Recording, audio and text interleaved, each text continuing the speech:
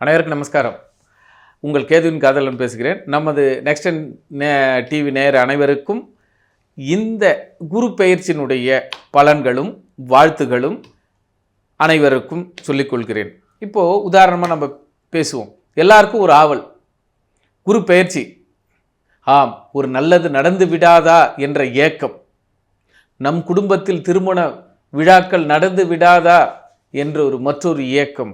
ஆக ஏக்கங்களுக்கு ஒரு விடிவு காலமாக இந்த குரு பெயர்ச்சி எப்படி இருக்கும் என்பதை 12 ராசிகளுக்கும் நமது டிவி நேயர்கள் மூலமாக காண்போமா? கடகராசி, ஆம் 2026 மிதுனத்தில் இருந்து கடகத்திற்கு குரு பெயர்ச்சி ஆகிறார்.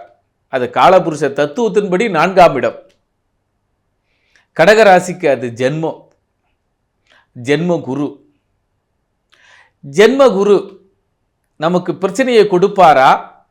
அது உச்ச குருவாக மாறும் பொழுது, ஏனென்றால் அந்த வீட்டில் குரு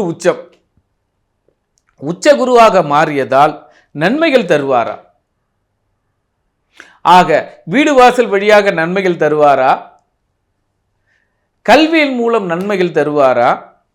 வண்டி வாகனங்கள் மூலம் நன்மைகள் தருவாரா? இப்படி எல்லா விதத்திலும் நன்மைகள் தருவாரா என்பதை குரு பெயர்ச்சிக்கு மட்டுமே நாம் பார்க்கிறோம். ஆம், இந்த குரு பெயர்ச்சி என்பது நமக்கு நன்மைகள் கிட்டுமா என்பதையும் நாம் ஆய்வு செய்வோம். இந்த குரு பெயர்ச்சி கடகத்திற்கு ஒரு புரட்சி என்று சொல்லலாம், ஒரு மலர்ச்சி என்று சொல்லலாம், ஒரு தெளிவு என்று சொல்லலாம். ஆனால் இது அத்தனையும் சொல்லும் பொழுது கடகத்திற்கு ஒரு அடி.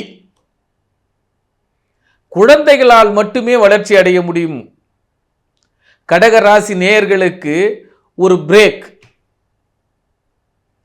கடகராசி அன்பர்களுக்கு உதாரணமாக சொல்லலாம், இப்பொழுது ரிட்டையர்ட் பர்சனாக கடகராசி அன்பர்கள் கண்டிப்பாக இருப்பார்கள்.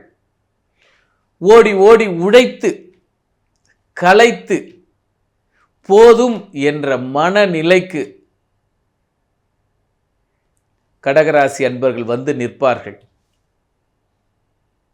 ஆனால் கடகராசிக்கு மற்றொரு பலம், குரு உச்சமாக இருப்பதால் குழந்தைகளால் மட்டுமே அவர்கள் இந்த ஆண்டு மாபெரும் புரட்சியை, மாபெரும் மலர்ச்சியை, மாபெரும் வெற்றிக்கனியை இவர்கள் படைப்பார்கள்.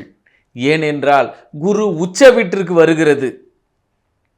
குழந்தைகளால் மட்டுமே, குல தெய்வத்தினால் மட்டுமே, ஆசிரியர்களால் மட்டுமே, ஆன்மீகவாதிகளால் மட்டுமே, நல்ல அறிவு தெளிவான புத்தகங்கள், இதிகாச புராண புத்தகங்களை படிப்பதினால் மட்டுமே இந்த கடக ராசி நேயர்கள் மன மகிழ்ச்சியாக, மன சந்தோஷமாக, விரக்தியிலிருந்து விடுதலை பெற்று ஓய்வாக மன நிம்மதி அடைவார்கள்.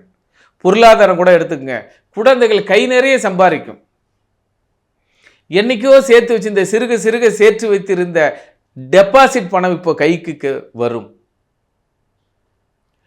என்றோ நாம் நினைவில் கொண்டிருந்த இந்த கோயிலுக்கு போகலாம், இந்த கோயிலுக்கு வரலாம், அப்படி போகலாம், அப்படி பார்க்கலாம், இந்த தெய்வத்தை பார்க்கலாம் என்று எண்ணிய கனவுகள் அத்தனையும் இந்த ஆண்டு மிக தெளிவாக செயல்படுத்துவீர்கள். இதனால் வரை 10க்கு 10 ஒரு ரூமில் இருந்து அடப்பட்டிருப்பீங்க. இப்பொழுது உறவுகளாலும் வீடுகளாலும், ஏன் வீட்டு மனைகளாலும் இவர்கள் மிக தெளிவான ஒரு சூழ்நிலையில் மாற்று வழிமுறைகளில் ஆல்டர்னேட் பண்ணுவார்கள். ஆக இந்த குரு பெயர்ச்சி ஓடி ஓடி அலைந்த கடகத்திற்கு ஓய்வு கொடுத்து தன்னுடைய மூளைத்திறனால், குழந்தைகளுடைய பக்க பலத்தினால் இந்த வீட்டில் திருமணம், வீடு கட்டுதல், மங்கள நிகழ்ச்சி குழந்தைகளால் மட்டுமே செயல்படும் என்பதை தெரிவித்து, கடகம் தங்களுடைய உடல் ஆரோக்கியத்தை மட்டுமே சரி செய்து கொள்ளுங்கள். இந்த ஆண்டு குழந்தைகளால் தான் முன்னேற்றம் என்பதை கூறி விடைபெறுகிறேன். நன்றி, நமஸ்காரம்.